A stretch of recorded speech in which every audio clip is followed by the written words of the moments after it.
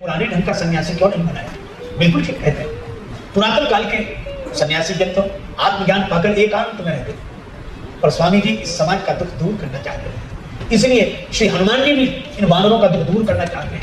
नहीं तो हनुमान जी भी कह सकते थे कि ये जो वानर है अब ये रह रहे तो रहे, पर हनुमान जी ने सोचा कि इनका दुख दूर कैसे हो, तो उन्होंने एक पर्वत के शिखर पर चढ़कर देखा।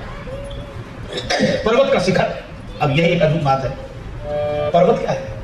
पावन पर्वत वेद पुराना, पावन पर्वत वेद पुराना, काम कथा रुचिरा करना, काम कथा रुचिरा करना।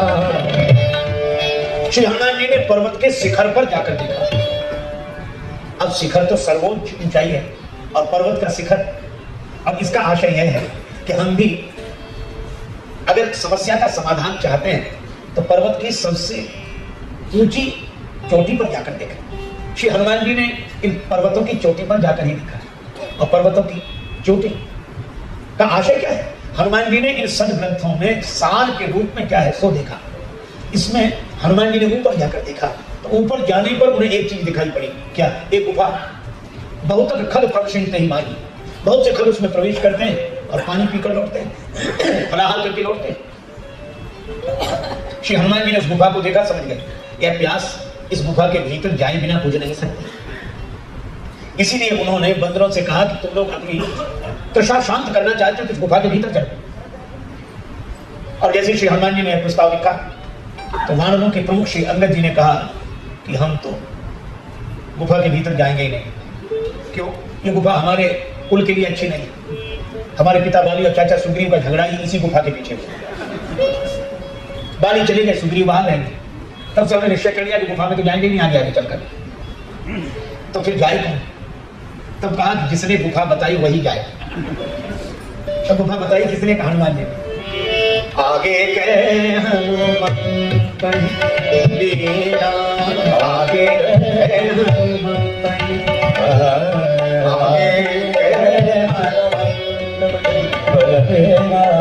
आगे गए हनुमंत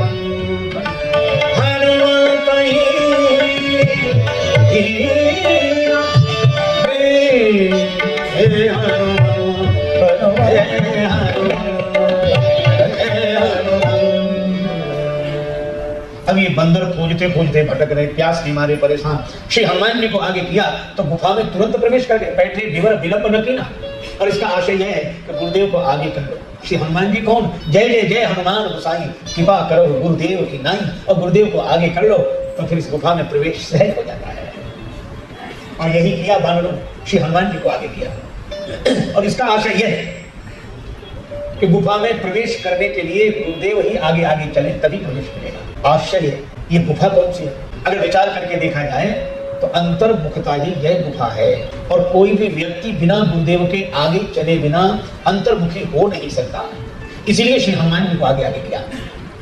और वानर जब उस अंतर्मुखता की गुफा में प्रवेश करते हैं तो वहां एक देवी का दर्शन हुआ। अच्छा, देवी बड़ी विलक्षण। उस देवी का नाम है स्वयं प्रभा। अब यह एक अद्भुत बात है। इस देवी का नाम है स्वयं प्रभा। और स्वयं प्रभा का अर्थ होता है स्वयं का प्रकाश। जब भीतर अंतर्मुखता में प्रवेश किया तभी भीतर का प्रकाश प्राप्त हुआ।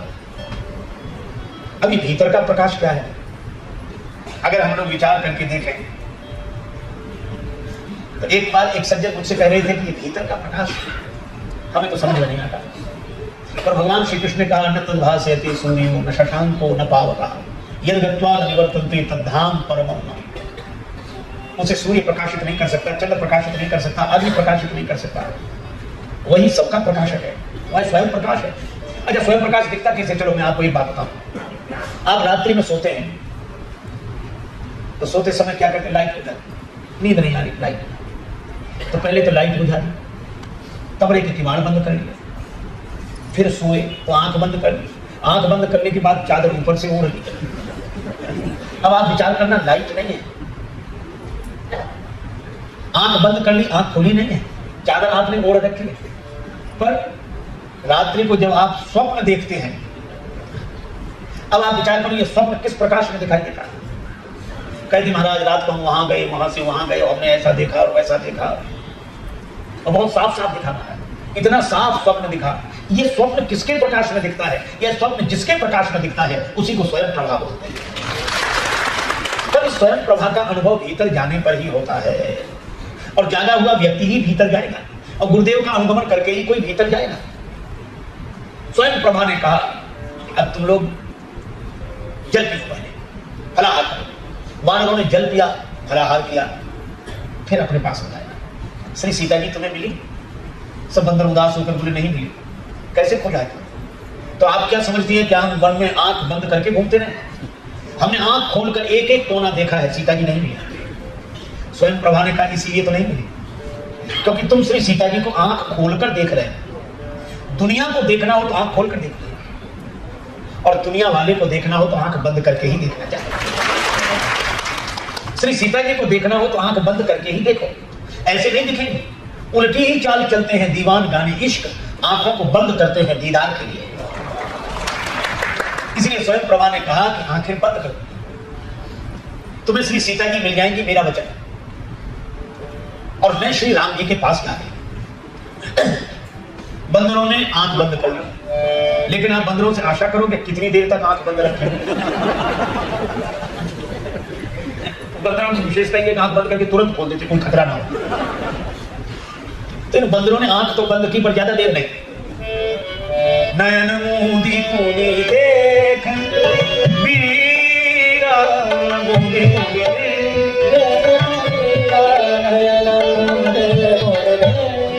वीरा, ठाणे सकल सिंधु के सकल सिंधु के नयन मूंदी मूंदी वीरा, नयन मूंदी मूंदी देख देख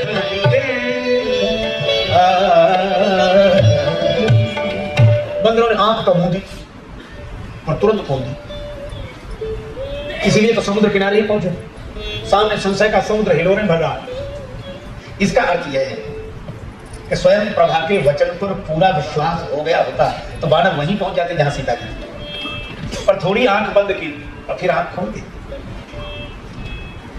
समुद्र के किनारे से पहुंचे। अब आपस में चर्चा करते हैं कि श्री सीता जी का समाचार नहीं मिला।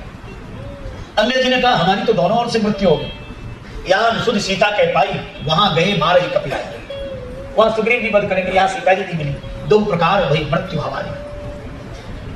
पर चर्चा यही करते हैं कि श्री सीता जी मिले, श्री सीता जी मिले।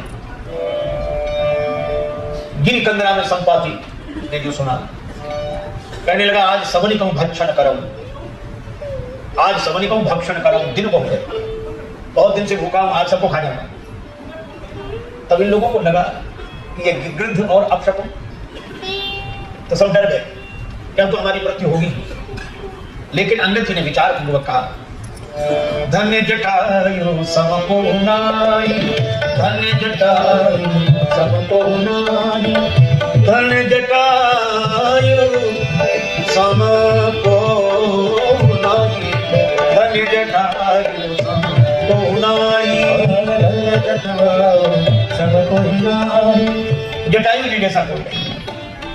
अब संपाति ने जटायु का नाम सुना, सोचने लगा इन वानरों को कैसे पता जटायु के बारे में। संपाति ने आकर कहा कि तुम लोग डरो मत, जटायु को तुम कैसे जानते हो? अंगद जी ने कहा कि जटायु जी ने श्री राम काज में देह त्याग दिया, राम काज कारण तब त्यागी, हरिपुर गए परम बड़भागी, ये परम बड़भागी है, हरिपुर गए। और संपाति ने सुना तो सोचने लगा कि जटायु चले गए, जटायु मेरे अनुज है, मेरे भाई है, मैं समुद्र किनारे जाकर उनको तिलांजलि दूंगा। और वहां गया, समुद्र किनारे वानर उसको लेकर गए, उसने जटायु जी को तिलांजलि दी, उसके पंख उदित हो गए। उसने अपनी कथा सुनाई कि हम अब जटायु भाई भाई सूर्य को पाने के लिए गए, वो तो लौट आया, मैं चला गया, मेरे पंख जल गए। मुझे चंद्रमा नामक महात्मा ने अपनी गोद में उठाया और उसने फिर मुझे जगाया, मुनि ने जगाया। कैसे जगाया? देह जनित अभिमान छुड़ा, वो मेरी देहाध्यास से मुक्ति कराई। और उसी ने वरदान दिया था कि तुम बंदरों को सीता जी का दर्शन करा देना, समुद्र किनारे तुम्हें पंख मिल जाएंगे। मुझे पंख मिल गए, अब मैं देखूं तुम नाई ने गीधे दृष्टि अपार, मैं देख रहा हूं श्री सीता जी उस पार अशोक वृक्ष अशोक वाटिका में विराजमान है, मैं वृद्ध हो गया, नहीं तो तुम्हारी कुछ सहायता कर रहा है। अब आप विचार करो। संपादित हो गया। अब अंदर सोचते हैं कि श्री सीता जी उस पार और हम इस पार, पता लग भी गया तो हम करें क्या? हाँ नहीं, निश्चय ऐसा ही होना चाहिए। उत्तिष्ठत् जागृत प्राप्त वरान्य बोधत्, अपना लक्ष्य प्राप्त करके नहीं, सीता जी को प्राप्त करके नहीं, हम समुद्र किनारे उदास नहीं बैठ सकते। आप विचार करो, धन्य है श्री राम जिनके साथ रहने वाले कुछ वानर वीरों ने श्री सीता जी का पता लगाया। राम जी की यात्रा उत्साहित यात्रा है। राम जी की कथा तो जीवन में उत्साह जगाने वाली है। कैसी भी प्रतिकूल परिस्थिति आई तो भी राम जी आगे चले बहुविध गुणाया, ऋष्यमुख पर्वत नियर आया। राम जी कभी पीछे नहीं लौटते, आगे बढ़ते हैं, आगे बढ़ते हैं, आगे बढ़ते हैं। कदम चूम लेती है खुद आके मंजिल, मुसाफिर अगर अपनी हिम्मत ना हारे। अगर राम जी अपने साहस का त्याग न करे तो लक्ष्य स्वयं उसके चरण चूमता है। इन वानर वीरों ने भी अब सोचा कि समुद्र के पार जाएं कैसे, तो सबने अपने अपने बल का वर्णन किया।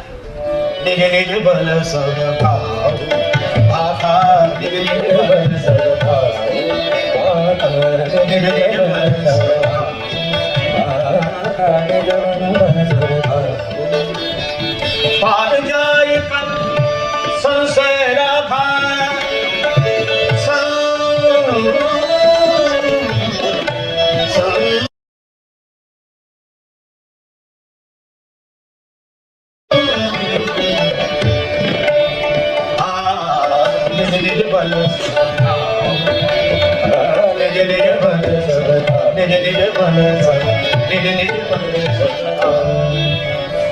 अपने अपने बल का सबने वर्णन किया, पर पार जाने में संशय।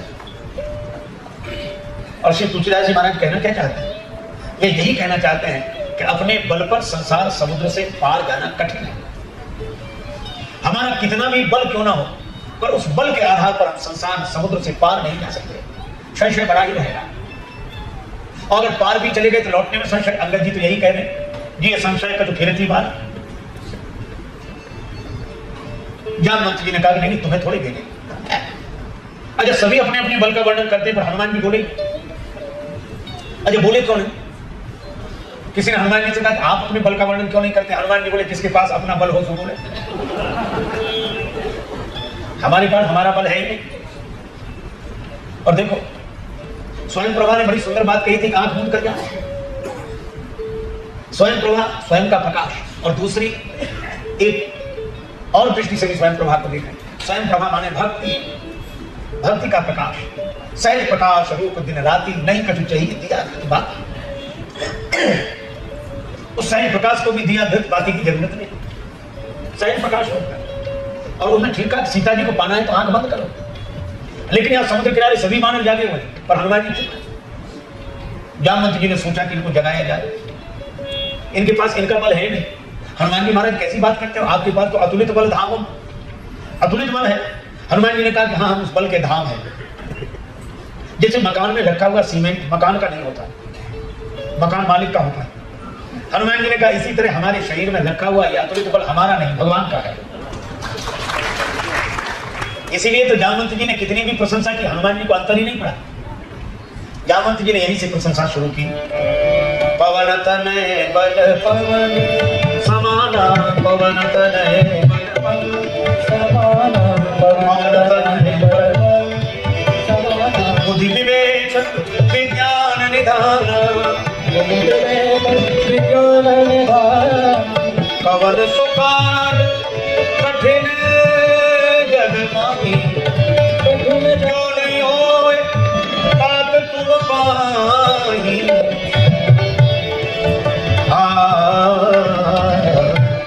हनुमान जी, कौन ऐसा कार्य जो आपसे नहीं हो सकता? पर हनुमान जी को कोई अंतर ही नहीं पड़ा। अरे भाई, कोई किसी धर्मशाला में 5 कमरे हों और किसी एक में सो रहा हो, तो जब तक उसी की कुंडी नहीं खटखटाओगे तब तक जगेगा कैसे? हनुमान जी शायद देह भाव में हो, इसलिए जामवंत जी ने कहा काचु साधि रहा बलवाना, बलवान होकर चुपचाप बैठे। हनुमान जी की ओर से कोई उत्तर नहीं मिला। इसका अर्थ हनुमान जी अपने देह भाव में नहीं, तो हो सकता देह भाव में हो तो जामवंत जी ने कहा पवन तनय बल पवन समाना, तुम्हारे पिता भी ऐसे प्रतापी वीर पुरुष थे। हनुमान जी को कोई अंतर नहीं पड़ा, क्योंकि हनुमान जी न देह भाव में न गेय भाव में, हनुमान जी तो राम जी के नेह भाव में है। इसलिए जब जामवंत जी ने कहा राम काज लग तब अवतारा, तब सुनत ही भय पर बताता, राम जी के कार्य के लिए आपका अवतार हुआ है, यह भी जगाना है। स्वामी विवेकानंद जी इसी तरह देशवासियों को जगा रहे थे कि तुम जागो और अपने लक्ष्य को प्राप्त करो। तुम्हारा जन्म राम काज के लिए हुआ है, तुम्हारा कार्य राम काज करने के लिए हुआ है, समाज की सेवा करने के लिए हुआ है। भारत के एक एक व्यक्ति को जाग जाना चाहिए। और जामवंत जी ने भी कहा राम काज लगी तब अवतारा, और जैसे ही राम काज के लिए आह्वान किया, हनुमान जी बड़े विशाल पर्वत के रूप में प्रकट हो गए और इतनी गर्जना की, सिंह गर्जना करके बोले सिंहनाद कर बारही बारा मीरही नाग जल निधि खारा सहज सहाय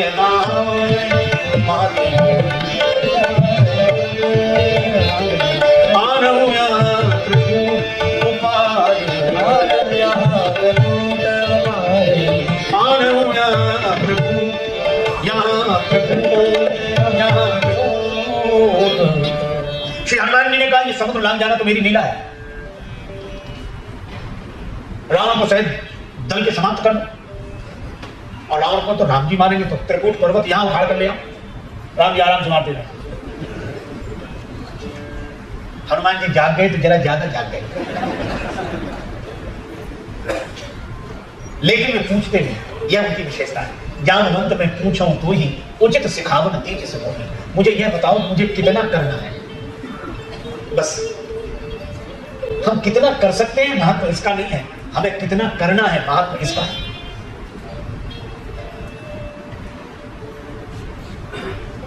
कई बार लोग भोजन इतना करते हैं जितने की जरूरत नहीं है, करते ही नहीं, रोज बढ़ाते करते।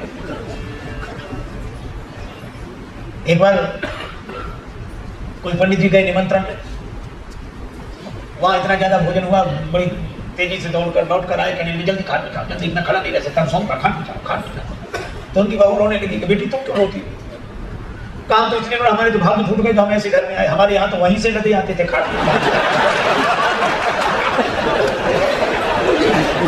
कर वहीं से लदे चले आए, यहाँ तो घर आकर खड़ा। एक बार गुरु और शिष्य दोनों गए भंडारे, दोनों ने डट के भोजन किया। अब गुरु जी चेले से पूछे कि बेटा खड़ा हो, देख कहाँ रखी है, तो चेले की भी वही हालत थी, ऊपर देखकर बोला महाराज ऊपर तो सब जगह देख लिया, नीचे हो तो हो। ये हालत है, इतना सोते हैं, इतना सोते हैं, सोते ही रहते। महत्व तो इसका नहीं है कि आप कितना खा सकते हैं, कितना सो सकते हैं, इसका आपको कितना सोना है, कितना खाना है, ये इसका भी ध्यान रहना चाहिए। और इसीलिए उचित मात्रा। हनुमान जी बोले मैं कहूँ तो रावण को मारा हो, समुद्र लांघना तो मेरी लीला है, और ये जामवंत जी ने कहा बस यही गलत है, तुम काम तो करो पर राम जी के होकर कार्य करो। श्री हनुमान जी जब अयोध्या गए, द्रोणागिरी पर्वत लेकर भरत जी ने देखा बिना फल का बाण चलाया, और बिना फल का बाण हनुमान जी को लगा, तो किसी ने भरत जी से कहा कि बिना फल का बाण क्यों चलाते हो, हनुमान जी ने को बिना फल का बाण क्यों मारा, श्री भरत जी ने कहा इसलिए ताकि लोग देख लें कि बाण मेरे हाथ में है और फल भगवान के हाथ में है। हम जाग तो जाए,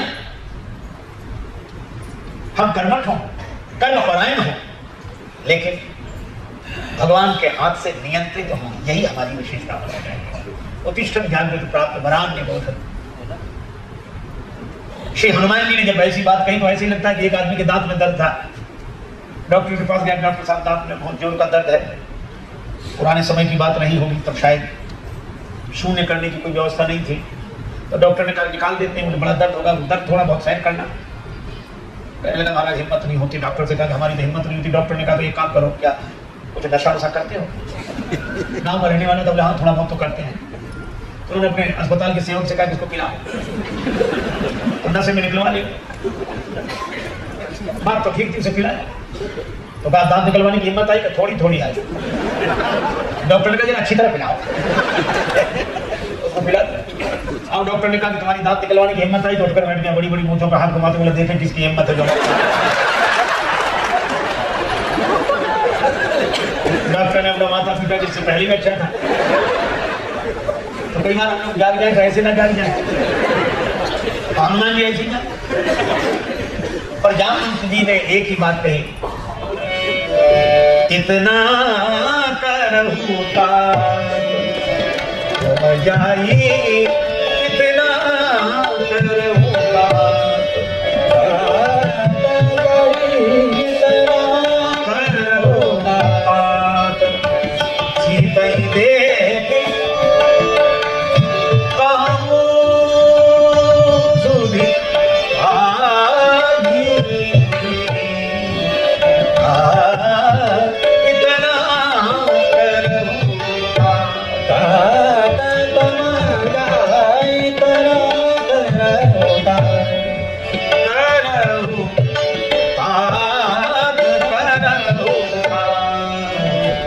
जामवंत जी ने कहा इतना कर, श्री सीता जी का दर्शन करके राम जी को समाचार सुना दे, बस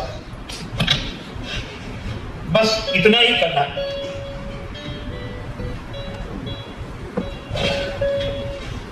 इतना करो तात तुम जाई, सीता ही देख कहो सुधि आई, तब निज भुजबल राजीव नैना, कौतुक डारि संग कपि सेना। ये समुद्र लांग जाना आपकी लीला नहीं है, यह लीला तो भगवान की है। गिरजा सुनो राम कह लीला, सुरहित धनुज विमोहन शीला।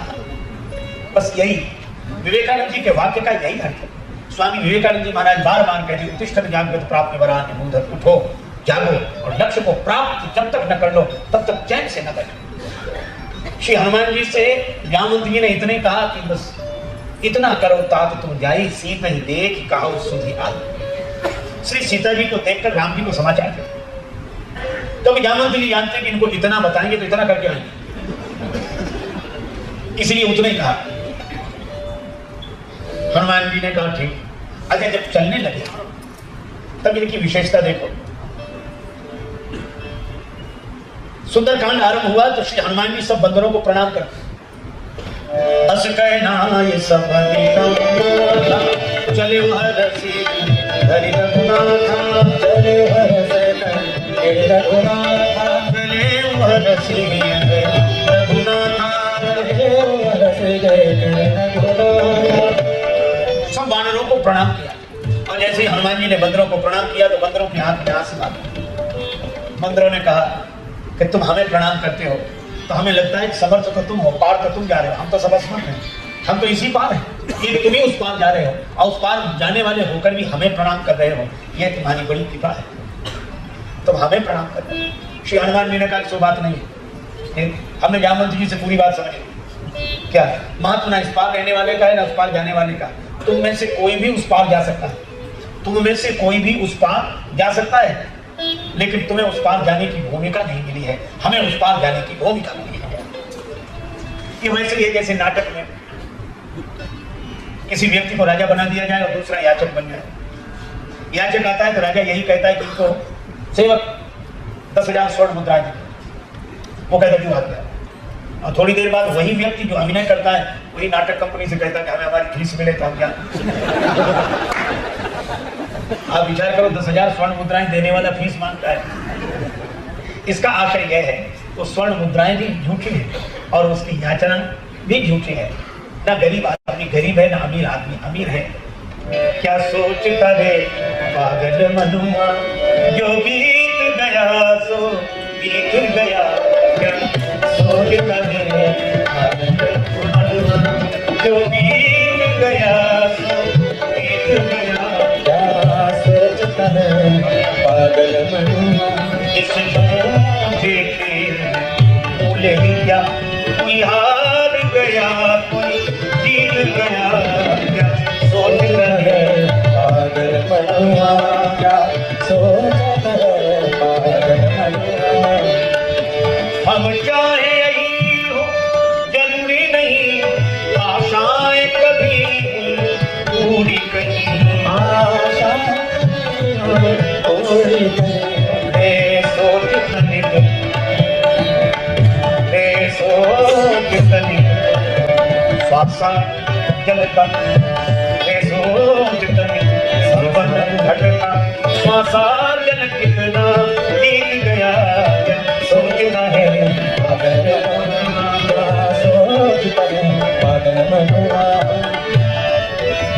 इसलिए भाई हम तो जैसे पहले थे वैसे ही हनुमान जी कहते हमें उस पार जाने की भूमिका मिली है और हम यह समझ गए कि सब राम जी की लीला है। अच्छा, लीला समझ लेने का यह भी अर्थ नहीं कि कुछ करने की जरूरत ही नहीं, सब राम जी की लीला है। नहीं भाई, कार्य तो करना है और कार्य का अभिमान नहीं करना। इसीलिए स्वामी जी केवल उठने की बात नहीं कहते, जागने की भी बात कहते हैं। और जागा हुआ व्यक्ति वो है कि सारे संसार में होने वाली घटनाओं को भगवान की लीला समझता है, अभिमान नहीं करता। लेकिन अभिमान रहित होकर निरंतर कर्म में लगे रहना, यह स्वामी जी का उद्देश्य था। और यही हनुमान जी महाराज कहते हैं कि उस पार जाना यह भगवान की लीला है। लीला का भी एक नियम होता है, उसी नियम के तहत में जा रहा हूं। सबको प्रणाम किया और यही कहा कि ये तो पर्दे के पीछे का दृश्य है, आशीर्वाद देना। नाटक के मंच पर तो दूसरा ही अभिनय होगा। और हनुमान जी सबको प्रणाम करते हैं और उसके बाद जब चले, इनके चलने की बड़ी महत्वपूर्ण बात है। हनुमान जी सबको प्रणाम करते हैं, सबका आशीर्वाद देते हैं। अस कहनाई सबनी कहुआ चले हरसी धरी रघुनाथा बार बार रघुवीर समारे बार बार रघुवीर समारे रघुवीर समारे बार बार। हनुमान जी ने एक काम किया, राम जी को हृदय में रखा और समुद्र किनारे बड़ा विशाल पर्वत था, एक छलांग लगाई, उसके ऊपर पहुंच गए। और इसका आशय यह है कि जो भगवान की लीला में अपने को निमित्त मात्र मानकर उठकर और जागकर कर्तव्य परायण होता है, उसके लिए बड़ी से बड़ी ऊंचाई प्राप्त कर लेना सहज हो जाता है। और श्री हनुमान जी बार बार संभालते किसे? आप रेलगाड़ी में बैठकर देखिए, सामान चाहे आपके पास 500 रुपए का हो, 1000 रुपए का, उसे नहीं संभालते। और 200 रुपए का टिकट संभालते कहा सामान एक बार, टिकट बार बार। कभी सामान ना हो तो काम चल जाएगा, टिकट ना हो यहाँ चल भी जाए, जहाँ उतरेंगे वहां तो चलेंगे। इसीलिए भाई भगवान टिकट की तरह भगवान को हृदय बार बार। अच्छा, बार बार संभालने से लाभ क्या हुआ? एक सज्जन कह रहे थे, देखो लाभ बता। लाभ यह हुआ कि हनुमान जी ने राम जी का बार बार स्मरण किया, बार बार रघुवीर समारी। तो राम जी ने क्या किया? हनुमान जी लंका में गए, उनका बाल भी नहीं जला, पूरी लंका जल गई। क्यों? क्योंकि राम जी ने एक काम किया, हनुमान जी ने बार बार रघुवीर संभारी, तो राम जी ने हनुमान जी का बार बार रघुवीर संभारी। हनुमान जी के बाल बाल की संभाल श्री राम जी करते हैं। इसका आशय यह है कि हम लोग भी हनुमान जी की तरह जागृत होकर राम जी के कार्य में लगे और स्वामी जी के इस अमर वाक्य को आज हम लोग स्मरण करें और अपने जीवन में जागृत का क्षण लाएं। यही इस वाक्य का परम संदेश है। प्रतिष्ठित जागृत प्राप्ति वरान के बोध छुरस्य धारा धिका दुरतया। यह मार्ग बहुत कठिन है, लेकिन इस कठिनाई को स्वामी जी ने निमंत्रण दिया। हम उठेंगे और उठेंगे नहीं, कल उठने के बाद जरूर जागेंगे और लक्ष्य को प्राप्त करने के लिए आगे बढ़ेंगे। ऐसा स्वामी जी का संदेश है। इसी के साथ यह बात भगवान के चरणों में अर्पित राम संकीर्तन आरती के लिए आदरणीय डीएम धर्माधिकारी जी, advocate HS. Srivastava ji, advocate Rajendra Tiwari ji, doctor Sudhir Tiwari, Shri Vinod नोटिया जी, भगवान जी भाई धीरावाणी जी एवं चीनू भाई शाह जी अपने मंच पर पहुंच के आरती संपन्न करावे। आरती के बाद जाएंगे तो अच्छा होगा।